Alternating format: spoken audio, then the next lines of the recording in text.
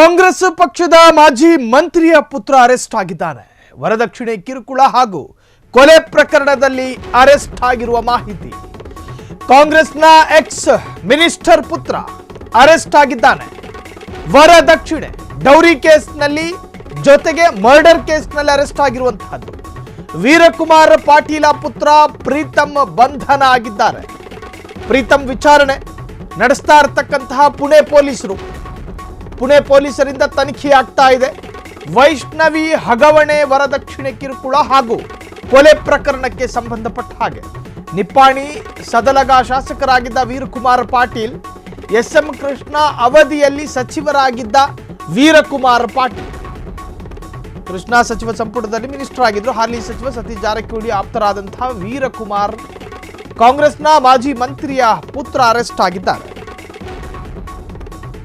Dowry ಕೇಸ್ನಲ್ಲಿ ಜೊತೆಗೆ ಕೊಲೆ ಪ್ರಕರಣವೂ ಇತ್ತು.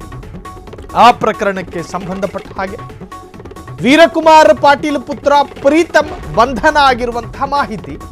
ಪ್ರೀತಮ್ ಎನ್ಕ್ವೈರಿಯನ್ನ ಈಗಾಗಲೇ ಪುಣೆ ಪೊಲೀಸರು ತನ್ನ ಪ್ರೈಮರಿ ಎನ್ಕ್ವೈರಿಯಲ್ಲಿ ಒಳಪಡಿಸಿದ್ದಾರೆ. ವೈಷ್ಣವಿ ಹಗವಣೆ ವರದಕ್ಷಿಣೆ ಏನು ಡೌರಿ ಹರಾಸ್ಮೆಂಟ್ ಮಾಡಿರುವಂತಹದ್ದು, ಇವರ ಮೇಲೆ ಆರೋಪ ಇತ್ತು ಈ ಹಿಂದೆ.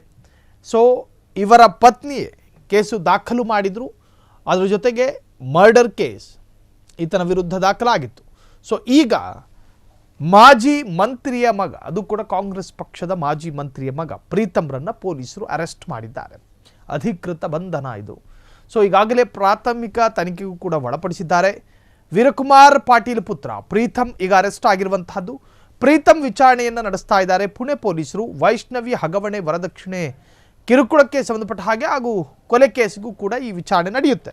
ಇನ್ನು ನಿಪ್ಪಾಣಿ ಸದಲಗ ಶಾಸಕರಾಗಿದ್ದಂಥ ವೀರಕುಮಾರ್ ಪಾಟೀಲ್ ಈ ಹಿಂದೆ ಸಾಕಷ್ಟು ಕಾಂಗ್ರೆಸ್ನ ಹಿರಿಯ ರಾಜಕಾರಣಿಗಳ ಜೊತೆ ಅತ್ಯಾಪ್ತರಾಗಿದ್ದಂತಹ ಒಬ್ಬರು ಎಕ್ಸ್ ಮಿನಿಸ್ಟರ್.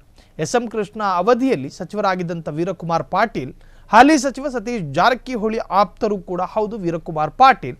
ಸೊ ಒಟ್ಟಾರೆ ಅವರ ಪುತ್ರನನ್ನ ಪ್ರೀತಮ್ನನ್ನ ಪೊಲೀಸರು ಅರೆಸ್ಟ್ ಮಾಡಿ ಎಳ್ಕೊಂಡು ಹೋಗಿದ್ದಾರೆ. ಈಗಾಗಲೇ ಪ್ರಾಥಮಿಕ ತನಿಖೆಗೂ ಕೂಡ ಒಳಪಡಿಸಿದ್ದಾರೆ.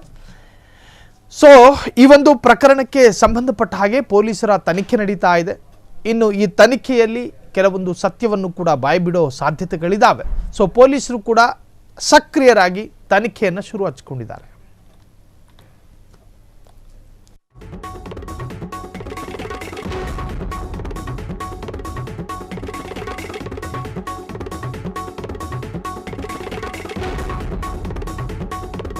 ಕ್ಷಣ ಕ್ಷಣದ ಸುದ್ದಿಗಳಿಗಾಗಿ ಫ್ರೀಡಂ ಟಿವಿ ಸಬ್ಸ್ಕ್ರೈಬ್ ಮಾಡಿ, ಲೈಕ್ ಮಾಡಿ ಹಾಗೂ ಫಾಲೋ ಮಾಡಿ. ಹೊಸ ಸುದ್ದಿಗಳ ನೋಟಿಫಿಕೇಶನ್ಗಾಗಿ ಬೆಲ್ ಐಕಾನ್ ಮೇಲೆ ಕ್ಲಿಕ್ ಮಾಡಿ.